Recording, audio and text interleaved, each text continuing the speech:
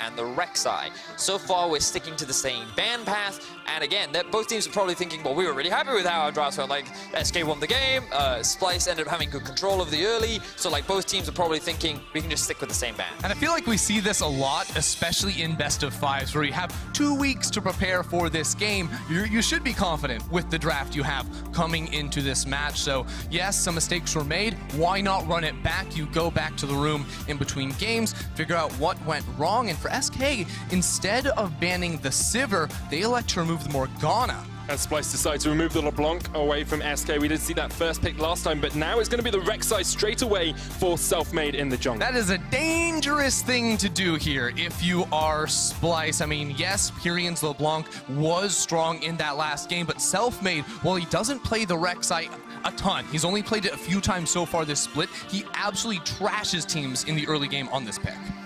And we're seeing that Splyce have a very high value on this Xayah pick. You would expect the Rakan to be equally valued, but what surprised me here is that Splyce immediately answering with a Skarner pick of their own.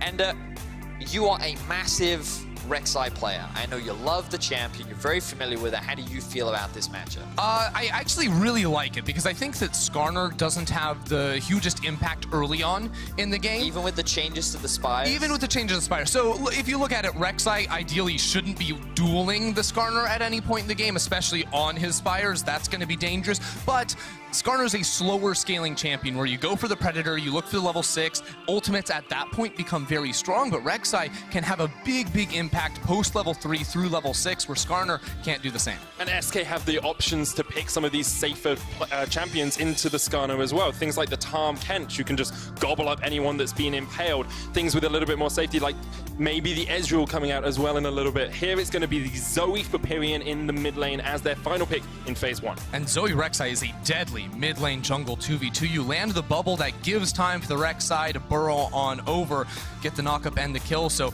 definitely going to be looking at those two players once again, now that they're not going to be up against a Morgana in the mid lane to try to play through that central area of the map. And when I was looking at this Zoe pick, I was thinking, really dangerous to just blind pick it. There are many champions that do very well into her, but what it meant is that Splyce had a choice. You either guarantee your strong 2v2 with the Rakan, or you pick a counter pick. Either way, we're going to just ban the opposite. So if you then pick a mid laner, we're just going to take away your Rakan and probably another support to limit your options. But instead, they valued the Rakan, so now we're seeing these mid lane bans come out from the side of SK. And there were already so many mid lane bans just from the side of Splyce in the first ban phase that now there's not a ton of options here for Humanoid. You look at picks maybe like an Orianna if you want to be a little bit safer in that mid lane matchup as being the next best thing here for Humanoid. Looks like they're keeping that mid laner under wraps for the moment. The cannon pick comes out from Splyce. We do see the Jinx and the Ezreal ban away from Splyce as well, meaning that we'll see Crownshot fall down his AD carry tier list. Things like maybe the Kai'Sa, the Lucian, the Tristana are still options for him. Now, if this Ashe does get locked in for Crownshot, not only do I really like the pick, but we're more than likely going to see Whirlib on a counter pick to the Kennen and something that can side lane very strongly. Because if you can just sort of poach up, put the Tahm Kench and the Ashe in the mid lane and impact those side lanes to create so much pressure to collapse on a side where Whirlib is looking for the duels against the Kennen. Now, we talked about Kennen being good into Hecarim. I think one of the reasons why they picked it was to dissuade SK from going for it. And one of the picks I was thinking of is a Vladimir, but instead they're going for the Karma. And I believe this is something they ran during the regular season to a pretty effective manner. Yeah.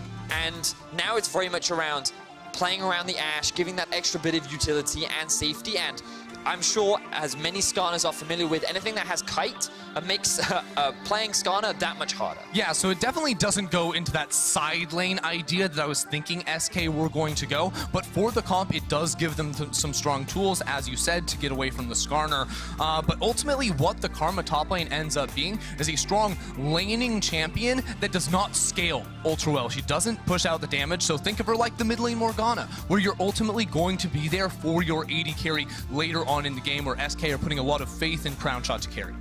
What I also like about SK's composition is there's a lot of pick power, but I don't know how strong the team fighting is. I think it's very strong on like one item, like early to mid game, it's very prevalent. I think that it gets a little harder to execute as the game progresses, as Rek'Sai is much harder to play. Zoe's definitely going to get stronger. Like, I guess the more I think about it, the more I'm like, it kind of has a mix mash of everything. It's kind of, there's a lot in this SK comp. They do not have a very good front to back, and I think looking at these comps, post 30 minutes, unless SK have a ludicrous lead, I don't think they win a fight, because Splyce went full on scaling. They have the Azir as well as the Xayah, and Splyce comp is very obvious. It's totally obvious. You're going to be looking for these team fights, whereas Selfmade is going to have to snowball this early game for SK. Yeah, and on the Rek'Sai, he does have the potential to do that. The question is, which lane will he look to play around? Will it be towards the bot side of the map, or will it be in the mid lane? To get more insight on this draft, though, we're going to head on over to Law and SK's coach. SK looked well prepared against Splyce during game 1, but we noticed some shaky moments. So what do you guys need to adjust for the rest of the series? I mean, we've got some rookies on the team, so obviously it's kind of expected. First playoffs in LEC. It's kind of a big moment for them, so we just told everyone to relax. Remember the fundamentals. We saw a lot of things that Splyce did well and also things that they didn't do very well, so we're going to try to exploit that to win the series. Relax, play the game. Thank you. Pretty much, yeah. Just play the game that we've been playing for years now, pretty much. Well, good luck on this one. Back to you guys on the desk. Great to hear from Broken Shard. Good insight, showcasing that the rookies perhaps not performing their best, but I still think that you look at Crown Shot, you look at Selfmade, still very solid games in game 1. Now, we're seeing, once again, Splyce set up this sneaky level 1, Norscarin over the wall. They have no idea the Crown Shot's there, but he's going to get picked off. Knocked up straight away, going to flash across the wall, and that is the Summoner burnt on the Ashe very early on. Very important Summoner to burn there, of course. Going to be laning alongside the Tahm Kench, so has the added safety, but it's going to mean that Kabi and Norscarin are going to have a much easier time getting priority in bot. They certainly are. Now, SK, they're trying to answer. They've grouped up as 3 in the top side, and they want to see where Xerxes is starting. So they've put a Vision Ward on his red buff, and I don't think they're going to try and steal it away. It's just for that extra bit of information. Now, and I am a big fan of Hail of Blades Rek'Sai. I feel like on the broadcast I talk about it a lot.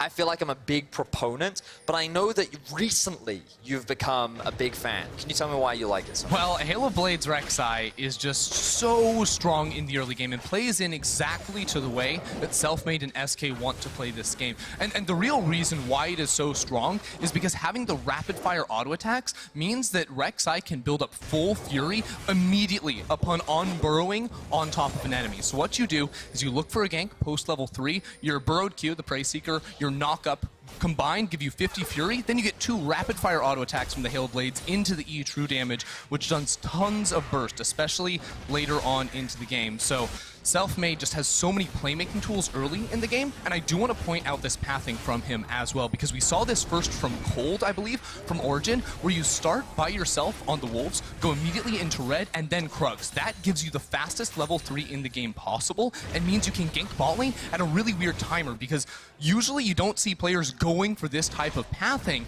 Can maybe try to exploit the bot side of the map.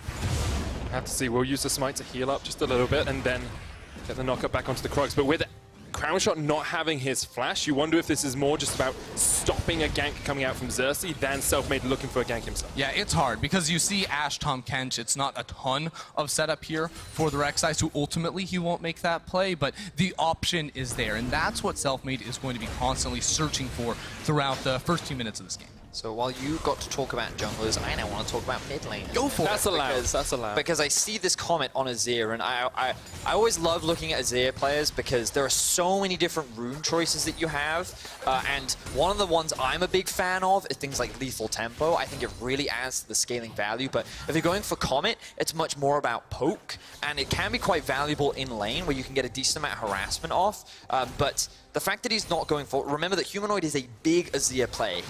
Apparently, he used to be an Azir one-trick and is by far his favorite champion. And picking it into the Zoe, one of the advantages that Azir often has is that he can be very obnoxious in terms of his poke, and he can often outrange a lot of opponents. But Zoe doesn't really struggle with that. Because of her Q, she can farm very safely. And so early levels, she's just going to keep pushing and force this Azir to just farm underneath this tower and be in this awkward situation where Humanoid can't really generate much pressure. And the reason why that's important is because it gives Selfmade the option to invade the enemy jungle and look for steals. And this is the Selfmade special as well. Getting into the enemy Krug camp, just stealing it away as much as he can. Xerxes meets him there, but Selfmade will get the extra experience from the big Krugs, and it means that he is now a level 4. SK almost catch out the Splyce bot lane, just backing away down towards that bottom side. Kobe actually running the heal this game instead of the teleport. Yeah, and that's something you see in maybe some easier matchups down here on the bottom side when they specifically want to play for bot lane more, because I think that Splyce have really good options for finding engagements down here on the bottom side of the map. Post level 6 for Xerxes especially, he can use the Predator boots to lock down a player like Dreams, because of course he can eat Crown Shot, get Dreams the Tom Kench, focus him down and get the kill. And the reason why also the heal is important towards the bot side of the map is you'll notice that they've just gone back to base. And you might be wondering, why would they do that? Because they're going up against a teleport. If you stay in lane, it's very easy for Crown Shot to go back home, buy, and then teleport back into lane. Now he has an item advantage, and Splyce wanted to avoid that. So they wanted to just grab this quick couple of items early on, and now they feel a little bit happier. And I think perhaps a mistake from Crown Shot as well was hard pushing that wave after they saw Kabe reset, because Kabe still got down into this bottom lane fairly quickly and was able to pick up the minions. He wasn't denied many underneath his tower, and it is going to eventually be slow pushing back in towards the side of SK, but it meant that Crown Shot couldn't TP back to lane and get any advantage from the summoner.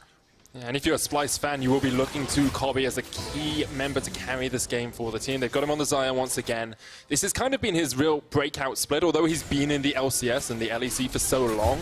This has probably been the best split Kobe has had as an AD carry in the LEC. He's the All-Pro AD carry, he's topped the charts, and he has been so consistent in getting this team to the late game and then being able to carry them in team fights. See, it's always a fascinating discussion to have, because he was spotted. I think he was definitely spotted. You can see the pings. Skarner's also hanging around in the tri-brush. Selfmade level 5 though already. Pyrion on his way down as well through the river, but they do know he's there. Yes. So they shouldn't be overly aggressive in this bottom lane. But to go back to the Kobe point, he is a player I think has actually always been very good, but I think that this split he's just been able to have a lot more carry performance in his standout. And I think that to many fans, he's just been a lot more noticeable as a player. But you speak to pros, and they've often considered Kobe to be a very talented player, and he's often very good. So I think that it's just one of those times where more people are finally starting to acknowledge the skill. Sometimes you just need the right spotlight to really shine on you, and that seems to be what's happened for Kobe. You can see All-Pro first team. Norscarin, his support has really stepped up with him as well, and a lot of people I think were a little bit dismayed that Norscarin didn't make any of our All-Pro teams after having such a strong performance in 2018 and a pretty good split this split as well. It's tough competition though when you think of the likes of Mickey, Mithy stepping up, Hillisang as well, and it's definitely been an interesting split for bot lanes here in Europe. Meanwhile, though, our attention gets brought back to the jungle, and now level 6. Yet to make any early game ganks happen, Ender, but still generating a lot of pressure in the enemy jungle. And yet now he is moving in towards this red buff again. He hit level 6, he has mid lane priority, top lane pushing in as well. So this is going to be an important steal away from him. Because he got the Krugs earlier, it meant he had that experience and advantage. And while he's not getting any kills, he is doing his best to build up a lead on his own. And it's not only about getting Selfmade ahead, but putting Xerxes behind. You can see Xerxes still only level 5, doesn't have that Impale yet, can't really influence his lanes as much as he would like. And because, as you said, of that mid lane priority, of the fact that his team can rotate quicker, Selfmade's able to take a lot away from the Skarner. And while, yes, Selfmade is doing a lot to put himself ahead, I still think if you are an SK fan, you're wondering when does that first play happen? Because we know that Splyce are going to outscale. That's just a fact here over on the red side for them. So they are comfortable taking the slow game, making sure the kill count is even, both sides are CSing, and waiting out this SK team that needs Selfmade to find a move soon. See, it's really interesting when we talk about scaling, because when we look at the scaling in this game, we often think about it in team fighting, but it's not like Ashe is a weak late game AD carry, right? Sure. If you think of Zoe in the late game, oh yes, that's definitely a scary champion, right? So in terms of scaling, we have to look at this gank. Predator coming in, Norscarin jumps in, gets the Impale straight onto the Tom Kench, can't devour himself, charmed up as well, uses the thick skin though, Selfmade on his way, Dream still alive, Crown Shot very low, Kobe will get the first kill, the second goes to Norscarin, Void Rush used there by Selfmade, trying to get onto the Kobe, will get him out in response, Chachi teleports in now, and that's 3 quick kills to Splyce in the bottom lane. Kobe did not have the mana to use his ultimate, but still, it's a massive win on the side of Splyce. Xerxes hit level 6, found the play in the bottom lane, and notice, who did they engage on? It was the Tom Kench. He flashed away early, but could not just avoid the Impale. Great move from Xerxes. Pretty good stuff there from Splyce. Now off to an early lead. And at the beginning of the split, we talked a lot about how Xerxes was this early game ganker. He was this guy that got a lot of leads for his laners by creating these kind of plays. And now we see him actually walk through no vision in the bot side river. Remember that SK actually were investing a lot of their vision and time towards the top side, which meant that in this 3v3 they were able to come out on top, and Rek'Sai, thanks to the heal from Kobe, wasn't able to get that one-shot kill, and then with the teleport in from his Chachi as well, it ends up being a very easy cleanup, and now that red buff goes over to Chachi, Whirlib forced his teleport as well, and everything looks very good for Splyce in this early game. One really small thing I like from Splyce there as well is they had Dreams, he popped the thick skin, and they immediately turned onto Crown Shot. They're like, we can get 2 out of this at least, so they're able just to prioritize those damaged targets and get more out of the play than if they just focus one player down. Both top bot laners come up towards the top side here because we saw the teleports used towards bot, so no real surprises there. But what you want to see now is Splyce using a little bit of this advantage to continue to eke small advantages over SK. Well, we need to see SK maybe turn things around and not lose confidence, because it's oftentimes you'll see a play like this happen and you lose around bot side and then you slow things down. But Selfmade is not that type of player. He knows there's no summoner spells on towards Kabe. The only problem is that Xerxes is very close by. And now Scarin has his onward back up as well. The Zoe has been pinged out. Splyce are aware that the mid lane is roaming towards the top side, and so the bot lane of Splyce showing that respect. Ooh, the Skarner's even been pinged out as well, so good awareness from SK to acknowledge enemy jungler is around, and now everyone is up towards the top side of the map. Karma making her way up as well. SK want to secure this Rift Herald. So notice around this Rift Herald what Pyrian is going to be doing with the positioning. He wants to look for a long-range bubble through the wall so that if Splyce were to contest, this relatively low mobility Skarner that has to run towards you without a flash can be punished. There's Even though he cleanse. was backing there, cleanse was not used by him. He does manage just to get away. That was very close. Rift Herald does go down. Chachi will answer with some plates down towards the bottom side, but Selfmade gets the Rift Herald and can use that to try and break down some of these turret plates and get a little bit of gold back into SK's pockets, because at the moment, they are 1,000 gold behind. Yeah, and a lot of it comes off the back of those early kills, but also small advantages being built in lane, especially in the top lane and towards the duo. Now we see the jungler once again up towards the top side. He does have the Predator boots available. He's sneaking in. I don't know. Oh, the sweep is there. So they're just trying to spot out if they can see the vision. They're not going to spot out that ward, so they... Maybe they know it's there, but they couldn't spot it, so they can't now move Xerxes up. Yeah, with how long it still has left on it, they should have seen a Crown Shot or Dreams walk forward and put it down, but they know. Norscarin has his flash, and Dreams doesn't. Dreams, Crown Shot, they're both very, very vulnerable, but the W hit. Does Crown Shot know? I think he's aware of it. They're playing so super safe, and you can see Dreams always just sitting at the back, knowing that he can devour up the Ashe. So it should just be Xerxes backing away, which is what happens. Across the rest of the map, actually CS and numbers pretty even. There's a bit of a difference between Selfmade and Xerxes, because we have seen Selfmade going for that counter jungler. Yeah, and it's actually Selfmade putting the money from the kill and the counter jungling into a first item QSS, because the weakness of the Rek'Sai is that you are going to be relatively squishing against the Skarner in a team fight. The second you ult in or you look for a knock-up in one of these engagements, you're immediately going to be snapped up, pulled into the back line, and you're not going to have a good time. That's definitely true. But definitely an early investment coming out from... Ooh, Ashe Arrow. Won't be able to land. I think if Selfmade had burrowed underneath, or used a tunnel rather, and then gotten a quick kill, I think they very easily could have executed Norscarin there. And Xerxes caught out with a Sleepy Trouble Bubble. Selfmade coming in as well, but Xerxes is just going to be safe for the moment. Humanoid doing quite a lot of damage. Has built up that stinger up towards the Nash's tooth. Pyrian already finished his Ludens. Both AD carries up towards their first item. You can see Kobe just a little bit behind, but Blade of the Ruin King finished on Crown Shot already. Selfmade looking for the flank here on towards Norscarin. This could be a fight. Xerxes there as well. Selfmade will spot him out, and they just force him away. Both junglers have tracked the other so well this early game. Yeah, but you can just feel the frustration, it seems, from SK as they're constantly looking for something around this top side. They don't find the kill, so they say, we're going to drop the Herald. There's 5 plates on the top lane. This is a plate gank if I've ever seen one. And look at the mini-map right now. You'll notice that the Karma has moved up to mid to keep pressure in that lane, while the Zoe has come up towards top. No TP on Chachi means that Splyce could be in danger of losing this turret. Featherstorm used by Kobe as he was caught out with a Sleepy Trouble Bubble. The Rift Herald will fall as well. 3 plates did go down. Chachi has got 4 in the bottom lane, though, and Splyce have been able to get a little bit of an advantage out of this. SK continues to force them back to tower, down to 2 plates now, and SK should be able to get it, but I think Chachi will get it first in the bottom lane. Yeah, Kabe's going to be trying to trade down there. Demolish will help them out a bit, but not going to be enough in the end. Crucial, though, the bubble from Pyrian landing on towards Kabe forced the he's heal not going out to of get it. him. SK are going to get first tower here. Karma came down just in time, and SK will get the first turret of the game. Not the plate money, though. Not the plate money, just outside of plate timing, but still, good stuff for them. Good rotation as well from Whirlip to stop Chachi from getting too much of that gold. Well, you say that, but if we swap over to the gold, some may notice that there is a 1,300 gold advantage right now on Chachi over his lane opponent. He will be able to secure this tower, and he will boost that gold advantage even further. And now you're looking at Vizichachi as one of the big win conditions for Splyce, because while SK have been struggling to find these kills, the one thing that we always say about Splyce is that they do like to team fight. And when you have a strong cannon, especially coming into the mid game where SK will arguably be their strongest, that's something that SK have to be aware of, because those Vizichachi flanks were something that ripped SK apart the last time that these two teams. Yeah, especially because Splyce have so many tools to start the fight before they even need Kennen to ultimate, right? You have Xerxes and Norskeren that can lead the charge, and then Chachi can slink around and sneak into the backline. And at that point, if you already have a Devour burned, well, it's a Zoe and Ashe and a Karma. They don't really have great tools to escape from that massive AoE damage threat that Chachi's going to be bringing.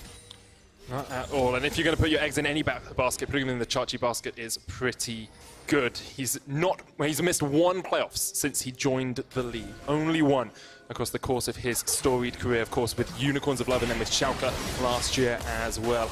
You guys did vote for Kobe to be featured on our POV stream this game. Be sure to check it out. It's twitch.tv/Riot Games 2 or the YouTube channel LOL Esports. In game 3, we're going to the mid lane. You can spam chat now, either Pyrian or Humanoid, to decide who gets that POV stream.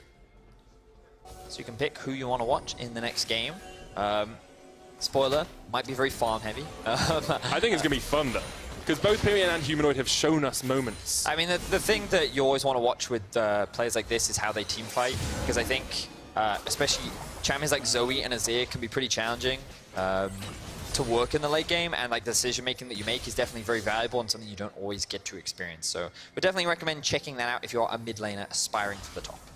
We talked a lot at the start of this game and during draft about how SK are on a clock and how they're trying to force the tempo, force the pace of this game a little bit. We're 16 minutes in. There's only about 600 gold between the two teams. It feels like time is running out for SK. Yeah, the window is certainly shrinking, and the difficulty for them really comes down to the fact they just don't have the tools to start fights. The only fights that they are really looking for are the ones where they have a numbers advantage. Yes, you have tools like the Ashe Arrow, but ultimately you don't have a strong frontline, and that means that if you get counter-ganked, it could be bad. There is the arrow. Lands onto Norskeren, but he pops the quickness, and Xerxes there in time. Dreams will devour up his jungler. Selfmade spat out to the back, but the Impale comes down, and that is a very dead crown shot. Splyce strike in the top lane. Dreams had to use his Devour to save Selfmade, and that left his AD carry completely out to dry. Xerxes is reading Selfmade like a book this game, and it shows. But it's exactly what you were saying, Ender. When you try to make a play with the Ashe out on SK, if the enemy jungler is there, the risk of a counter gank is huge, because you then don't have those tools to disengage and get out of that situation. So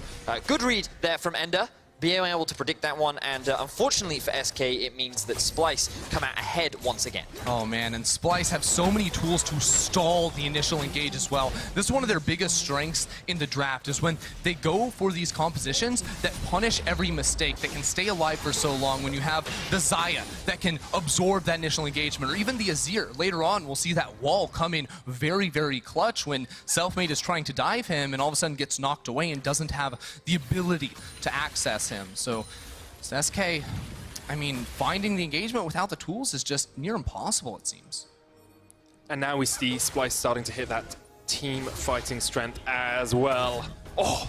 T-Tours. Yeah, T-Tours, but Norskeren gets out of it in time so he can pop the quickness. And it means, as we say, Dreams had to devour the jungler, leaving his AD carry out to drop. Yeah, I actually really like that from Norskeren. Immediately doesn't try to run away, he just turns around and re-engages. And you gotta remember, Rek'Sai very squishy this early on. The Merc Tread's really helping out as well. In the event that he does get picked off, that extra bit of tenacity really mitigates that extra CC duration. So good stuff from him. And again, want to reinforce this cannon, level 12, been silently farming off on the sideline. Did use his teleport to try and help out the top side of the map. But Spellbreaker? Spellbinder. I got you, Betty.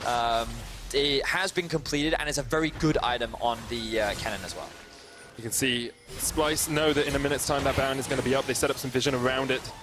SK are trying to answer. The Sleepy Trouble Bob was landing, and Pyrion, of course, with this item and a half, almost 2 items, will do a lot of damage if it can hit those long-range Powder Stars. So it's always dangerous for Splyce because they have a few engage tools of their own. You've got the follow-up engage from the cannon, you've got Norscarin jumping in there, you've got the Impale. But if you get poked out too quickly, too much, before you can actually get onto that backline, it can be very dangerous. Certainly can be. But the problem for SK is actually setting up to have that kind of poke. Yeah. Because one of the things that, or one of the situations rather, where Zoe's very strong is when you play around an objective and you kind of control the sides of that objective. So if we take a very quick look at the minimap, you can see that vision control is actually very strong. And if they were sieging up for this mid lane tower, what you want is like Zoe sitting on one of those control wards and then throwing these orbs over the wall and chunking opponents away from that objective. But every time SK try to threaten, Splyce just say, you know what, we're 3 people. If you come anywhere near, we're going to fight you. Yep. And SK immediately then disengage, they back away. And honestly, I think they're just waiting for a pick right now. They're waiting for Splyce to make that small mistake where they can try and catch them out. And they're not trying to force anything too big right now. Now look at Vizicachi. He is on the flank, will be spotted out by Whirlwind and potentially in trouble. Drowsy it up. He's asleep. Selfmade's going to get the knock up, and that is a very dead cannon. SK find the pick they want. Splyce trying to force something in the mid lane, but they can't do it without their top laner. Now that will mean Mountain Drake is up for grabs, and without Vizicachi being able to influence the map, I don't think Splyce are going to want to be contesting this objective. That's exactly the type of play we need to see here from SK, but you can see it has to be off the back of a mispositioning or a mistake from Splyce. So knowing where those players are, having the vision, as Betty has pointed out, is going to be very important for this team, and for them especially. They need to find the vision, but it's hard because they don't have a traditional tank. And that actually makes it very hard to step forward for deep wards. They can get the protective wards in the river, but not the deep ones that would allow them to push this game further and further ahead. And now we see Splyce just waiting the game out a little bit. You've got 2 items on Kobe. You can see them all grouping up towards that mid lane. They know they have control. Chachi will go down towards a side lane once again. You can use that 1-4 split, and with the Baron live, you have to think as soon as Splyce able to find a pick, maybe even Chachi here chasing out Whirlip. There's no tower. Whirlip has nowhere to go. Shuriken will hit, and Chachi should just be able to chase him down. Whirlip trying to get the tether off, will land it, but the stun comes out as well. There's the slicing maelstrom, and Chachi just gets the 1v1 kill. Easy enough stuff for the cannon in the side lane. Surprised that he held on to his ultimate for so long, but I think he wanted to kind of curve Whirlip back into the lane because he knows how much mobility this champion has. And look, Humanoid's coming in from behind. Decides not to go for the sliding glide, Shurima shuffle. Will instead just back away. So everyone returns back to farming. But we're at that 2-item point now for Splyce when they can start to look for these team fights, where they can force the tempo a little bit. And we usually see Splyce go for these fights around objectives. It's why we talk about the vision around Baron so much, because what they'll do is they'll start the objective and say, okay, SK, you have to fight us now. Exactly, especially with a composition like that. It becomes so easy to kite back into the not too impressive engage tools that SK have on their side. Now, as we do get into a little bit of a pause, I think it is worth bringing up some of the itemization choices that SK have made, because right now they have 3 QSSs on Self-Made, Crown Shot, and Dreams. But more importantly for me, I see the Banshee Veil coming in for Pyrion in the mid lane. And why I think this is so important is that if Pyrion is actually diving forward to find Big Poke with his Q, Skarner can actually just snap ult him. And even if he jumps back, he still gets yoinked right back in to those 5 members. So having the Banshee Veil to prevent that will let him play a little bit more forward with his poke. But there are so many different ways you can pop that Banshee's Veil as well. You know, you're looking at it, you've got Kennen, you've got Xayah, you've got Rakan who can jump onto the back line. It's so easy for Splyce, if they find a single pick, to actually just catch out any member of SK. And having QSSs will mitigate Xerxes, of course. It will mitigate the quickness, it will mitigate some of that CC, but there's so much of it on the side of Splyce that actually becomes super difficult for SK to avoid all of that crowd control. And that's where you see areas of the map that Splyce really just dominate at the moment. Currently, they're very much set up around the bottom half the map, looking to play a little bit slower, maybe focus on the next Drake, because honestly, Splyce don't have to push the envelope. We saw in the last game they had control for a lot of it, And ultimately, they threw around the Baron buff. They went for a call too early without the ability to turn and fight. So in this game, they're not going to make the same mistake. The coaching staff, had a conversation with them between these two games, said, look, we're going to take it a little slower. We're going to play exactly how this composition can dominate. And I think that's where some of the veterancy of the team and of the players on the team come into effect as well. Splyce have made 6 playoffs since joining the LEC, only surpassed by teams like G2 and Fnatic. And combined, the players on this team have 17 playoff appearances. SK have 1. Only Whirlip has made it to playoffs on that team before. So you have to think that Splyce are a little bit more used to being in this sort of situation, a little bit more used to being 1 game down and being able to come back fight it. Yeah, and this is a team, too, that is traditionally very successful in playoffs at contesting against the top teams. Last spring, they were able to get 3rd place, and even in the past, they've gone against Schalke last summer. They pushed them to 5 games. Schalke ended up going to the final, so expect good things out of this team. And you expect long series as well. They've gone to 5 games 4 of the times they've been in playoffs. They're only 1-3 in those performances overall, so they've only won 1 of those 5-game series. But the hope always is that we get a good 5-game series today. So, I wanted to talk a little bit now that we're back into the game about how the map is set up right now. And if you have a quick look at the minimap, you'll notice that Splyce actually invested a decent amount of vision towards the bot side of the map. And usually the reason why you do this is to allow your split pusher to push freely, because it then gives them a lot of information around where the enemy team is and what they're trying to do.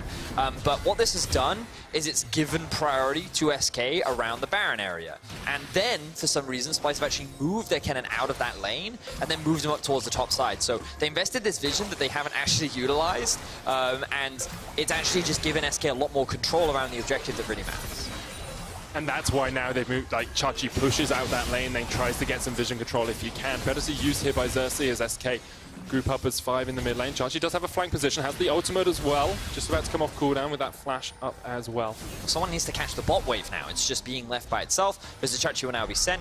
And I do feel like right now the lane assignments for Splyce are a little bit all over the shop. They're just reacting to whatever SK is doing. And SK are just quite patient. They're taking their time. You can see that Ashe is now collecting that full wave up on towards the top side of the map. They've had priority on mid, and they've slowly been chipping away that tower. And it feels like the Splyce are actually, SK are moving Splyce how they want to around the map right now. But what does this do for SK? What does this allow them to do? What does this open up? Because it's all well and good to say they're moving them where they want, but what does SK actually gain out of this? Well, in an ideal world, it would secure them a mid-tier 1, but on top of that, it's just getting more farm onto their carries. And we can remember, we talked about, even though in a 4-5v5 later on into the game, yes, on paper, you would expect Splyce to have the advantage, but a Zoe in the late game, an Ashe in the late game, they aren't slouch, they aren't useless, which means getting more gold, more resources onto them, while forcing Splyce to lose resources, just simply a matter of just farming a side lane, can actually be a lot in terms of experience, gold, and overall a benefit and a small advantage that you may not always notice. It certainly can. Now,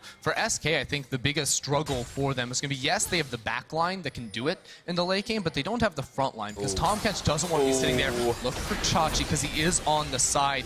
Don't think he's going to... stop.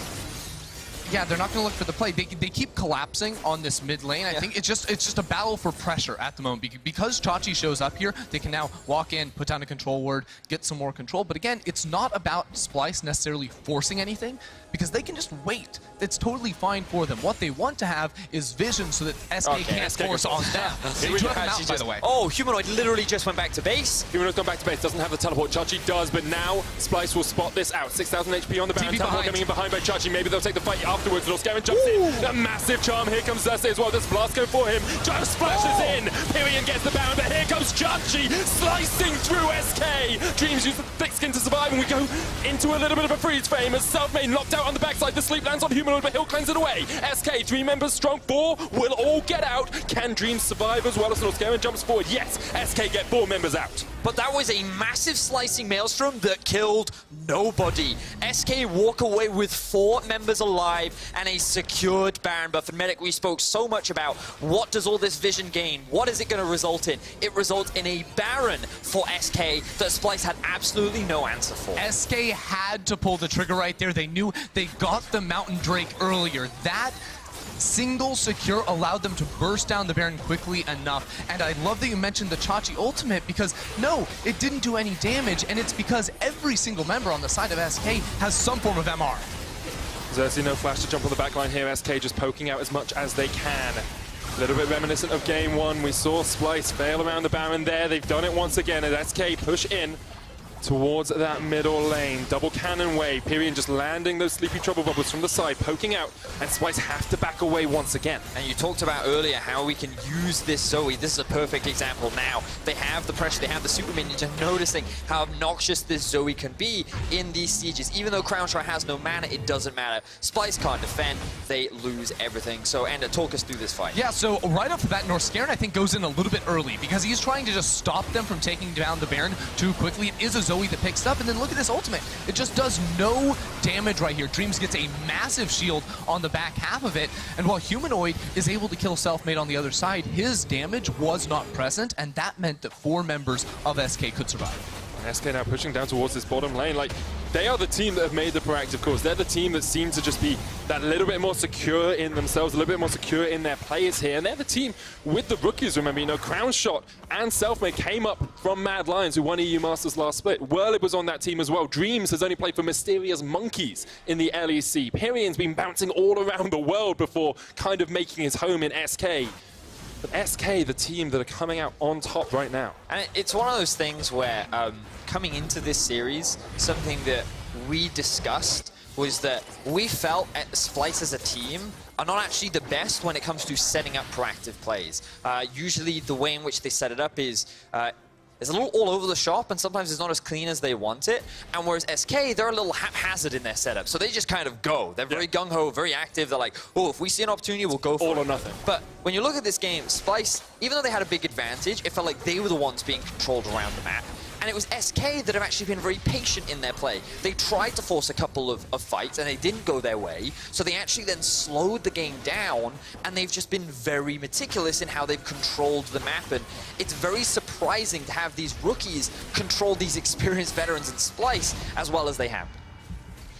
SK will force up towards this top lane tower now. You can see how Pyrion using the terrain to get those sleepy trouble bubbles back towards the back line. Humanoid had pushed down bot, now has rejoined his team, but Splyce a couple of thousand gold in the hole as SK continue to use this ban buff. 10 seconds remaining on it. They've got a lot out of it already.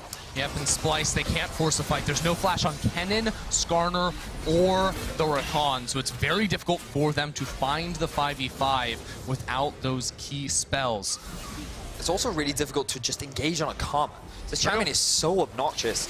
There's the Tom Kench as well, and just look at Xerxes. It's like, what can you do? How'd you get anywhere near the Ash? Just slows you consistently. Norskeren trying to jump into the backline, but already Xerxes down to basically no HP. Norskaren's still alive. Humanoid using the soldiers as best he can alongside that Sundis, but he's going to get chased off. Void Rush straight into the back. Immediately pulled in with the Impale, but Selfmade goes golden with the cleanse. The QS. Still alive. He's still alive, and he gets out. Feather Storm used from Carbe, almost burst down in one, but all of Splyce are just limping back towards their fountain as SK break into their base. SK lost the Baron, but they don't even need it. They take down the inhibitor. They have a minion wave in the top lane as well. They're not going to make too much use out of that one, but with another Baron coming up in a minute and a half, SK have all the momentum. SK are defying expectations right now. In game one, they looked like that they managed to steal away a victory from Splyce, but in game two, they are earning this victory fair and square. And even though they were at a deficit, they've done a fantastic job of reclaiming control,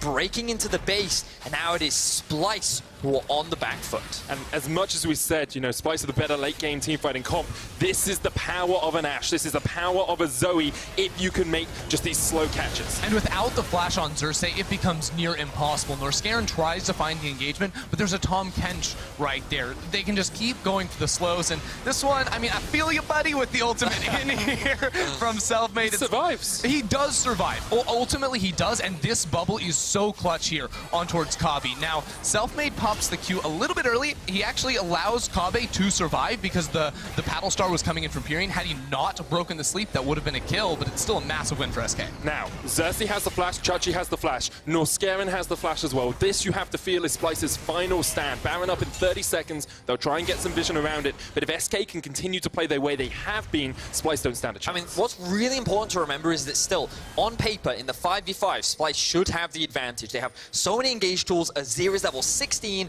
Cannon is level 16. Like, this is a bread and butter team fight composition. It's just about finding that fight. And if they can find it, Splyce still have a shot at winning this game. Yeah, so SK need to play around the minion waves. They have an inhibitor in mid lane. That's why they're all up here on the top side of the map. But keep in mind, there are flashes on all the primary engage tools of Splyce, and they want to find it. Scammon flashes in, lands the charm onto the devoured crown shot. Here comes Chudge as well. The slicing mouse straight onto the back line already. He's taken down one. It's the shutdown. Void on shoes, but Humanoid's going to push well and back into the team. And Splyce have found the fight they needed. They found the comeback, and it's only Pyrion who walks away alive. Splyce had the spells, and they found their fight with Baron up. They want to look for one more kill. Pyrion is on the run, but hey, Splyce, there's some speedy boys. There's not many places Pyrion can go from here. Sleepy Trouble will connect. The flash away will get him to safety, but with Baron live, you have to think Splyce should secure this objective. And we were just talking about it. Splyce still have that team fight comp. On paper, if they found the fight, they could come out on top, and they pull it off. Now the Baron is in their eyes, and all that's left for SK is if Pyrion can interrupt. Can he be obnoxious enough to stop it? But with the arrival of Humanoid, I don't think they will be. I have to think Pyrion can't do much here. Norscaron just tanking up the paddle stars. 5,000 HP left on the Baron. Going to be secured. Teleport actually used here. Crown shot coming in. The Baron does fall, and immediately Crown shot runs away. Realizes that he can't do much more here. Just trying to keep Humanoid around for the second, but SK, only 3 kills in this game. It was very much in their favor a moment ago, but Splyce did this and stopped them in their tracks. They find the engage. Norscaron doesn't use the W there until the flash comes through. They're able to single him off, and Chachi in the back line. No one can touch him. There's no peel left remaining. Selfmade is able to trade 1 for 1, but these fights cannot work. The 5v5 is just not going to happen with SK. Look, we said post 30 minutes, SK cannot win a fight. They would have to have a ludicrous gold lead. I've got news for you. It's bang on even, and that means Splyce are winning. And what's really crucial as well is that we've talked a lot, like, the reason why SK were winning so much is because those summoner spells weren't available. The flash is crucial. We talked about how difficult it can be to engage on a Karma, but now Splyce have time with the Baron to just wait for those summoners to be available again for looking for the next fight. Wave clear from the side of SK is still strong, so I feel like Splyce need to force something, but again, it's difficult for them. So you're still evaluating if SK can just stall out this Baron buff and wait. Arrow used by Crown Shot onto Norscaron, but he'll just jump away. It's a sizable level advantage on the Splyce side here. Humanoid already level 18. So Vizichachi was just about to go back to base. There was a wall that he could TP from behind, but keep your eyes on Vizichachi. If a fight is going to happen, it's going to be the cannon. Here comes Cannon waiting in the bush. There's a control ward there. Crown Shot's up towards the top side of this, but Chachi decides he doesn't want to go in. Pings came out from SK. They were defensive. They were aware that that could happen. And once again, both teams just back away.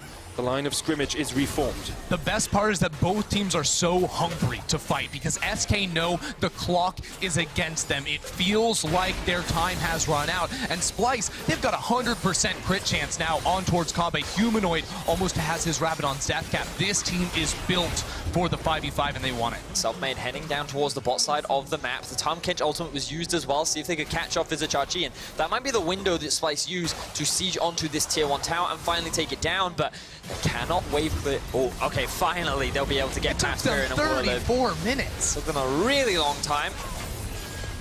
But their Baron is now about to run off. Well, they've still got a minute left. Let's see what else they can get off the back of this.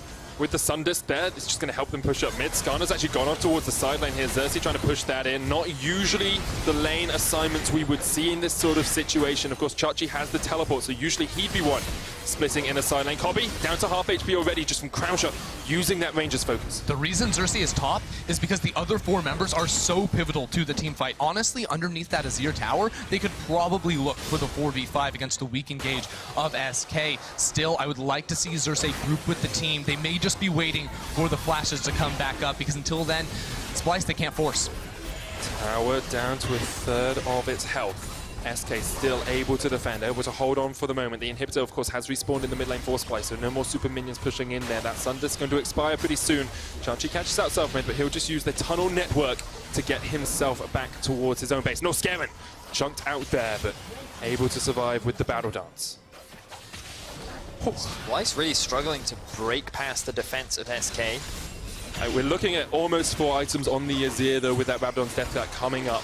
You've got 3.5 items on Chachi. Very powerful players here on the side of Splyce. I mean, the thing is, that is very important, right? And this is great for Splyce. And you're like, okay, level 18 Azir, wonderful, really happy for you. But if they can never use it. Those items don't mean anything, right? And even though you can be a full item behind on Zoe, if she hits you and you don't hit her, fun fact, doesn't matter what items you have, she's going to win that trade. She hits Kobe, the sleep comes out, Kobe uses the QSS, but immediately the arrow comes out, Northgaren with the charm, the shutdown! And as you predicted, Vedius, if Zoe hits you and you don't hit her, there's not much, but here comes Chachi! Onto the backline, takes down one, Humanoid shuffles in, Empyrean flashes away, Dreams will be the second to follow. It's a 3v3 now as Whirl of Empyrean just back away. Selfmade does have a flank position if they want to go in, but they decide against it. Both botlings have been wiped out. Humanoid wants to find the engagement. The rest of Splyce right there behind them. There are no objectives yet on the map, but they're still going at it. The rookie mid on the side of Splyce could sense glory there in a moment, but Whirlib, with his experience, was able to flash away just in time. 37 minutes in, there's nothing in this game, and we'll re-see that fight once again. So the first thing to note is the position on the mini-map. A lot of damage goes down onto Kobe, but because this is a 3v3, SK can look to make this fight. The problem is that they get stuck in the ensuing fight, allowing time for Vizichachi to then join. And the moment the cannon arrives, this is where the damage comes through, and this is where SK start to fall apart. We talk about it so often. Kennen engaging from the front of the fight can't do anything, but when he finds the flank, you just have no other option against it. You cannot escape from that massive field here, and sitting on 4 items currently, he's been the player sort of gone unnoticed, but you see how much damage he's done over the course of the game. He's really stepping up in the fights. Empyrean flashes away from the shuffle there out of Humanoid. Elder Dragon up in 4 seconds. Baron up in just half a minute as well. Both these teams just, they continue to fight moment after moment. SK going to step into darkness here as they face check the bush. Chachi still has the flank position. Ultimate just about up as well. Elder Dragon down to about 3,000 HP. They're trying to catch out Chachi, but the Elder Dragon solo. There's a flash. Chachi jumps onto the back line. The quickness used as well. Dreams is assassinated. Crownshot trying to survive on the back. Humanoid shuffles away with the Void Rush from Selfmade. Chasing him. Selfmade takes one. Pyrian goes down as well, but now it's all a Crownshot. Kami comes in from the side. The Blade Caller pulls him back. It's a triple for Kami, but now he's in a 2v1 situation. Selfmade and Whirlib against Kami, the only man left alive on the side of Splyce, and SK somehow come out on top. And while this whole fight was going down, minions were pushing in the top side. Right now, Whirlib is shoving up that middle lane. All Selfmade has to do is stop Kami from getting back to base. There's no ultimate, no flash on towards Kami. Selfmade might be able to one-shot him if he can get on top, but he can just wait. He doesn't have to find the engage. Selfmade is hunting. He's trying to do what he can. You can see Whirlib up in the top lane right now, working through these objectives, but he recognizes the respawn time is not going to take the gamble. Will back away instead. The pings are coming down towards the Baron. They want to get some vision. But let's have a look at how this fight actually played out. This is the best case scenario for Splyce because they're like forcing SK into a 5v5, and Vizichachi finds the flank, and you look at all this damage, but the crucial thing is Crownshot doesn't die, and Selfmade gets onto Humanoid. So much of the damage just disappears. And he's also able to get out of the Skarner ultimate. He has the QSS and buffers the rest of the CC with the ultimate coming in from the other members of that team. So he follows up on towards Humanoid, and with that they get the Baron. SK get the Baron, but already Splyce have gone across towards the Elder. The Enchanted Crystal Hour used from long range doesn't connect onto anyone. Elder Dragon started up. SK, they want this fight. Chachi has the teleport, but he's up in the top lane right now. 6,000 HP left on the Baron. Elder Dragon, sorry, it's already down so low. Northgaren tries to stop him. That's the smite coming out from Xerxes. They'll secure it. Void Rush used by Selfmade, but he's going to be sacrificed. And SK will take the trade. Elder for the Baron. A little bit of greed there from SK. They wanted to secure both objectives when they didn't need to. This will give Splyce more fire to their already strong team fighting. And now with a numbers advantage, they can actually just look to push into the base. Selfmade, so confident right there. He went straight in the pad. Don't know about that one, buddy. Not having the ultimate gonna make it much harder to siege, but against the Baron without one of your own, it seems like both of these buffs are just going to neutralize each other. Baron buff will be on the side of SK for 40 seconds extra, and maybe they can do something with that. The only reason why I think that won't be the case is if Splyce can be proactive and pull the trigger. They have flashes available. They can look to just dive. And when they have a numbers advantage, they are this strong, there's no reason why they should be afraid of doing so. Inhibitor tower goes down in the bottom lane. Chachi pushing in mid. 6 seconds left on Selfmade. He'll be back with his team in just a second. Of course, won't have the Baron buff, so won't be able to repel waves by himself. Splyce could just go for the engage. Northgaren, his flash almost up. The quickness still there in a second as well. Inhibitor takes a little bit of a chunk as Kobe forced back. Crown shot down to half HP. Xerxes popped the Predator, looking for the flash impale if he can get it, but they just force all of SK back, and they take the inhibitor in the bottom lane at the 41-minute mark. Good decision making there from Splyce. They knew that even with the Baron buff, goes in with the charm. Covey was waiting around the corner, not scamming. Down quite low, but already Pyrion has fallen, and Splyce tried to pull the trigger. They thought maybe SK would overstep, and only Pyrion did. The burn from the Elder Dragon finishing off Pyrion when he was in the belly of Tahm Kench. And now once again, it's a power play here for Splyce. 5 versus 4 on the map. There's flash on Chachi, flash on Xerxes, flash on Roscaron. When they have those spells up, Splyce have not lost a team fight. This is their chance once again. they bring in the mid wave, they have the numbers advantage. While the ulti from Roscaron isn't available, it is from Chachi. I thought that was going to be it. He decided not to go for it. A couple of flashes still available on the side of SK, but they're showing that respect, they're backing off. The Devour used as well, though, already by Dreams. Crown Shot doesn't have the Enchanted Crystal Arrow up. Kobe will just pull back the feathers and continues to clear out the wave. The Baron buff up for another minute as the Elder Dragon just about to fall off. But this is Splyce's home. The late game is their friend. Team fighting is their friend. We've seen it so consistently across the course of the split. No one can beat Splyce if they can get you to the 35-minute mark. And once again, we see just how powerful they can be in the late game. I mean, what SK are demonstrating is that they can.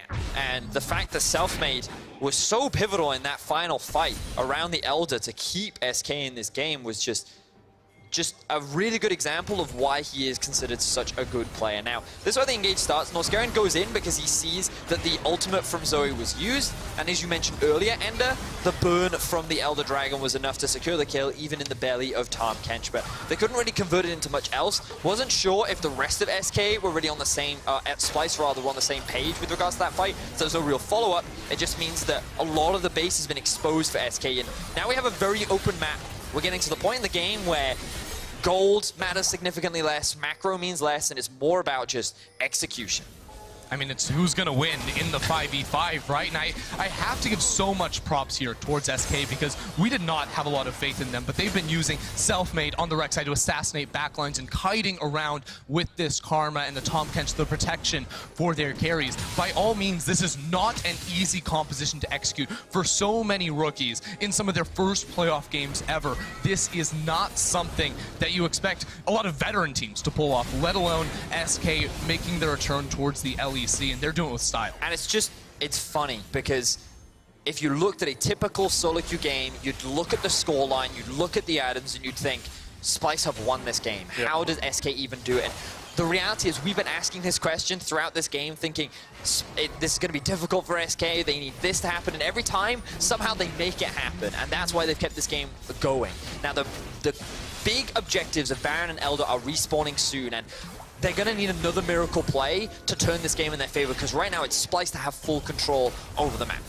With the inhibitor down in the bottom lane, those super minions still pushing in. Crown Shot had to answer them, but now they can just wait for the Baron. Splyce, all they do is they push up this vision line, and then they just wait in the SK jungle. Look at this darkness for SK. There's one ward in the back of Baron Pit that is alive for them, but that will be cleared out very rapidly by Splyce when they decide to go for that Nasher.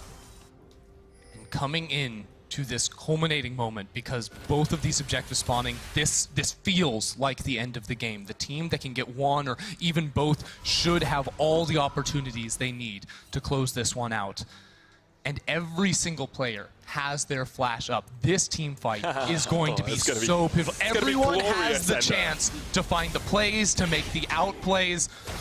Throw it all out of the window. We've seen SK win fights with this composition. We've seen Splyce dominate in the 5v5s. The series we were seeing today, we were promised insane team fighting, and that is exactly what we've gotten. And in 10 more seconds, we're going to get it again. Yeah. So, the ball is in Splyce's court. They're the ones in control right now. Will they approach the Baron? Oh, not getting caught. But oh, the arrow. They're using everything. He dodges away from it with the battle dance. Look at Wicked Chachi, he's not on a single ward. If he can find the chunk of SK all funneled in towards this corridor, the ward will spot him early. 4,000 HP left on the bounce. Selfmace jumps into that pit as well, but here comes Chachi. Northscaven jumping onto the back line. There's the slicing Maelstrom.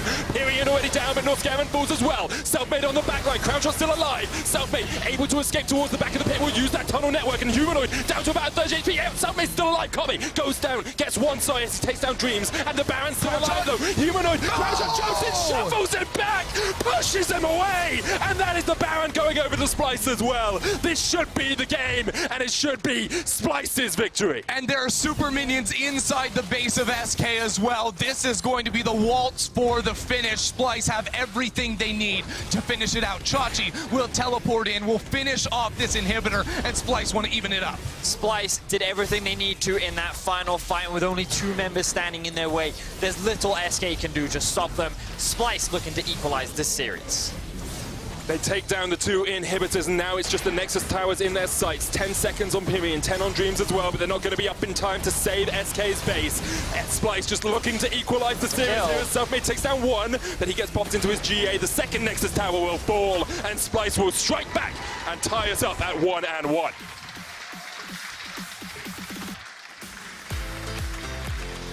A lot of props need to be given to SK to how they played out this game, but we said it was a timer for SK. Now, admittedly, they took that timer for way later than you would expect. Smash the clock, like it doesn't even matter.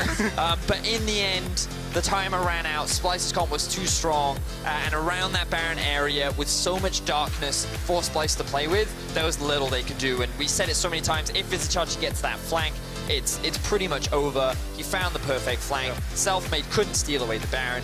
Everything came together for Splyce, and they pick up their first win. I'm just blown away at how much this series is delivering for me, because when you see this, we had so many expectations coming in for both of these teams, whether it was the late game scaling of Splyce, the early game performance of SK, and these teams said, no, we have some elements of that, but it's ultimately just going to come down to individual outplays within the team fights. In game 1, in game 2, that was the key, and it's just going to keep getting better from here.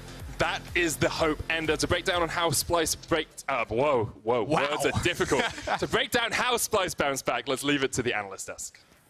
Well, thank you very much, Medic. And you know, I don't blame you that you're looking for your words after, honestly, 2 games of absolute craziness and very entertaining games to watch from the desk and probably from at home, but incredibly stressful for the teams playing. And perhaps that is also why they are so chaotic. I don't know. How much of this was, this game specifically, Splyce playing to their win conditions, and how much was it just also still nerves on both sides and mistakes? I think the comp from SK was very difficult to play against. When you're against so much poke and range and pick, someone is going to get caught out eventually. Someone is going to take that big karma Q in the face before an important fight, and we're going to be like, oh, what are you doing? You know, that's so dumb. But when you're in the moment there and there's like 3 big skill shots flying your way, you are going to get hit by something. So I don't want to call it like people inting or playing really poorly in that case. I just think the SK comp was really hard to play against because of the long range.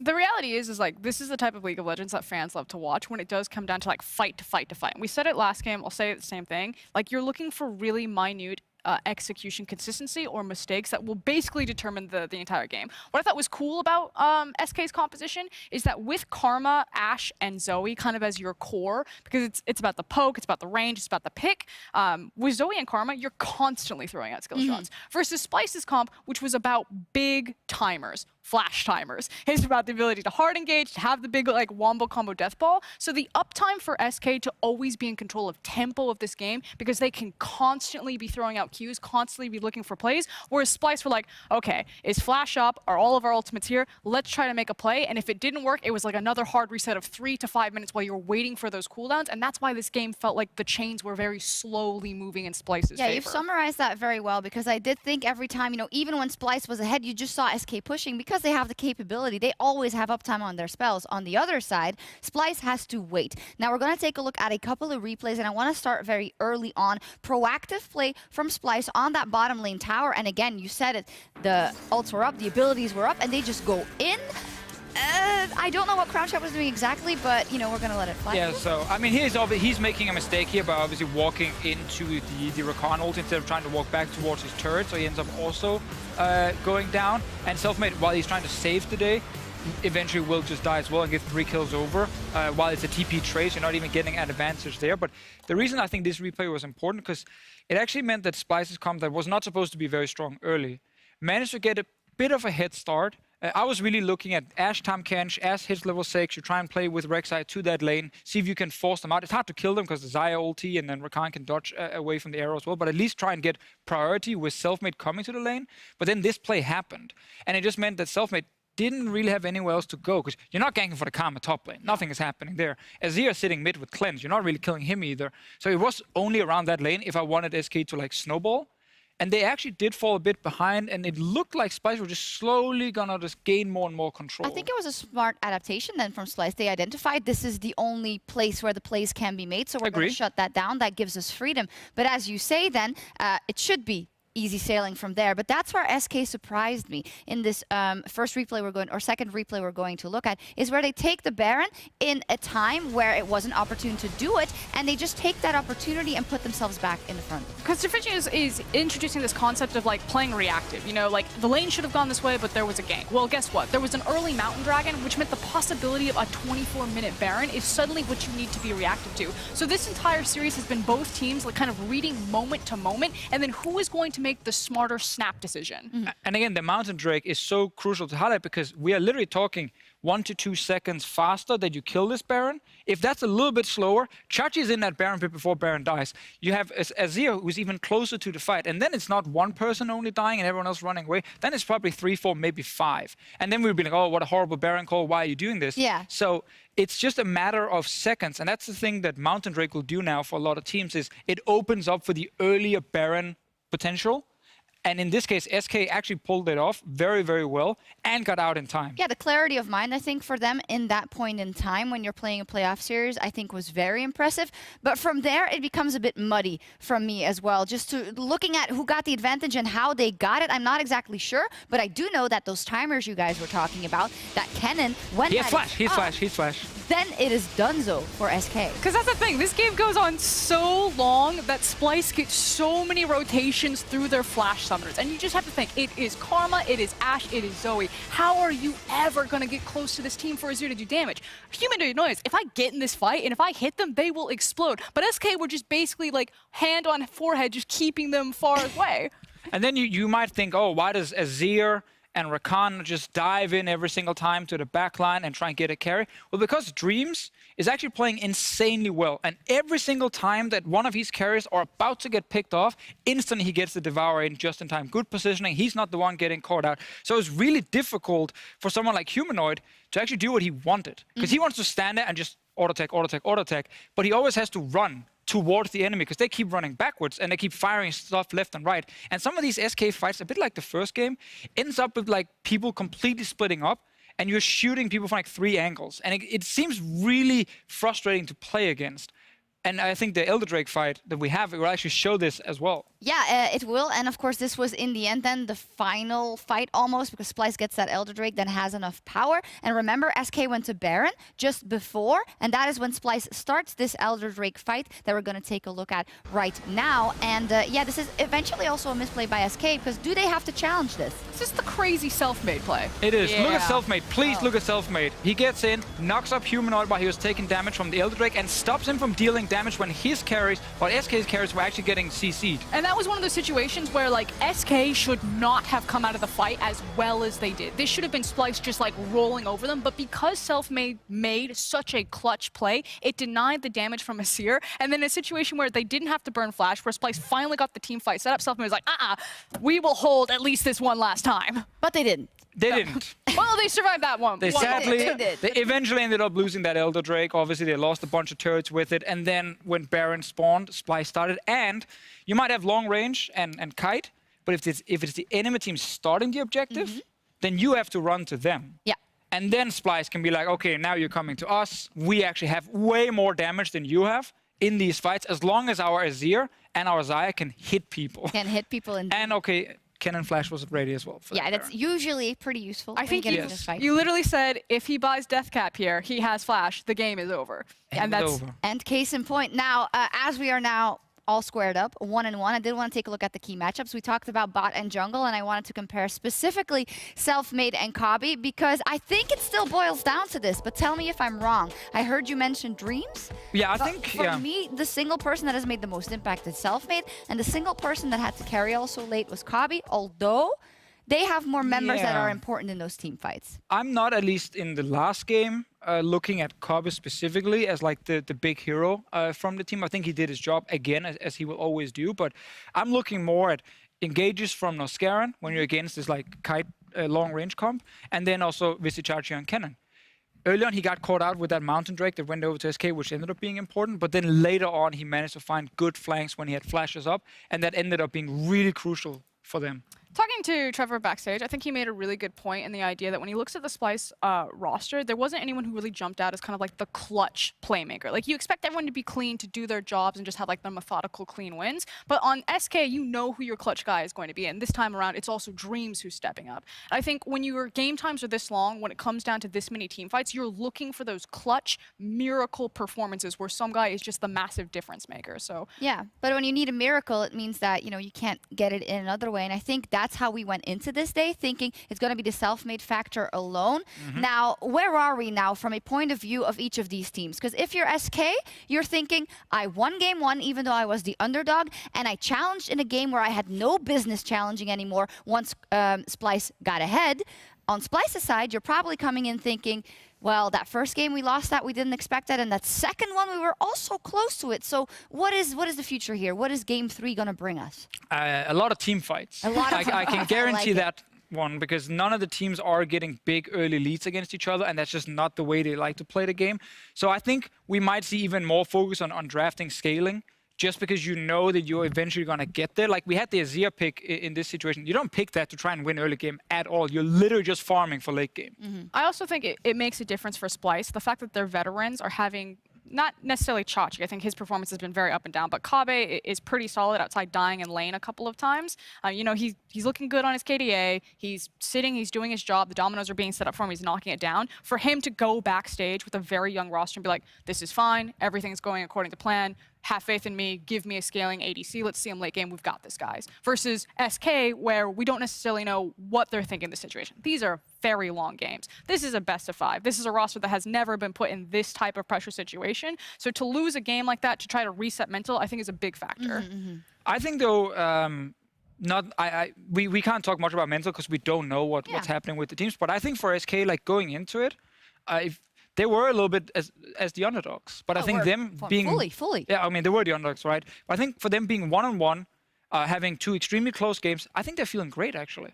I think for SK, he's focused. This is him being very focused, right? But I think for SK, you're just like, why we should not be scared of these guys at all. At all, Like we have actually been playing fairly well. We have already picked up a game.